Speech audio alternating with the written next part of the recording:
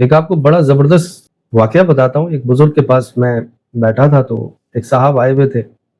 وہ بڑا رو رہے تھے, ان کی والدہ کا انتقال ہو گیا. 5-7 سال ہو گئے تھے, کسی معاملے میں پھنسے تھے. تو وہ بابا جی نے ان سے کہا کہ آپ ایسا کریں کہ اپنی والدہ کی قبر پہ جائیں, والد کی قبر پہ جائیں, سورہ یاسین پڑھیں 1 مرتبہ, سورہ مزمل پڑھیں 11 مرتبہ, اور پھر اللہ سے دعا کریں, اور اپنے ماں باپ سے بآواز بلند کہیں کہ اماں ابا میرے لیے دعا کریں, میرے اس کام کے لیے دعا کریں. سبحان اللہ سبحان اللہ. یعنی قبر پہ جا کر اپنے ماں باپ کی ہم اپنے لیے دعا کریں, قرآن پاک کی تلاوت کر سکتے, قرآن کی تلاوت کریں اور اپنے لیے دعا کریں. ان سے بھی کہیں ہمارے لیے دعا کریں.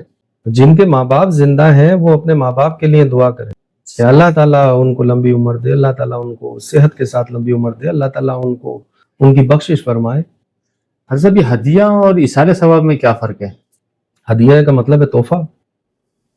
ایصال ثواب بھی آپ تحفہ, ایک طرح کا تحفہ ہی ہے. وہ ہدیہ ہم چیزوں کے تحفے کو کہتے ہیں, اور ایصال ثواب وہ اس نیت سے کہ قرآن پڑھا ہے یا درود پاک پڑھے ہیں, اس طرح کی چیزیں ہیں. یہ ساری چیزیں یعنی کہ ہم یوں کہہ سکتے ہیں کہ ہدیہ ہم کسی زندے کو پیش کر سکتے ہیں, اور ایصال ثواب نہیں, مردے کو بھی ہدیہ پیش ہوتا ہے.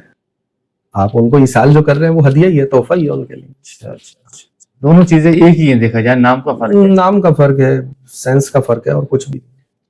تو مرحومین کو تو ایصال ثواب کرنا چاہیے, ہدیہ آپ ہدیہ کہہ کے دے دیں, اس میں کیا ہے, قبول تو اللہ تعالیٰ نے کرنا ہے, کوئی ایسا مسئلہ نہیں.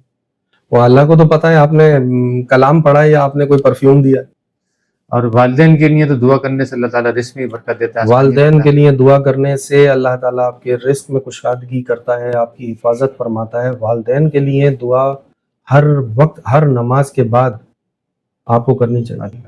اور رزق میں برکت چاہیے آپ کو تو والدین کے لیے مغفرت کی دعا کریں, ہر بار دعا کریں, ہر نماز کے بعد دعا مانگتے ہیں, ہر دعا میں اپنے والدین کے لیے دعا کریں. اور دعا کرنے سے پہلے درود پاک ضرور پڑھیں سرکار اور ان کی آل پر صلی اللہ علیہ وسلم.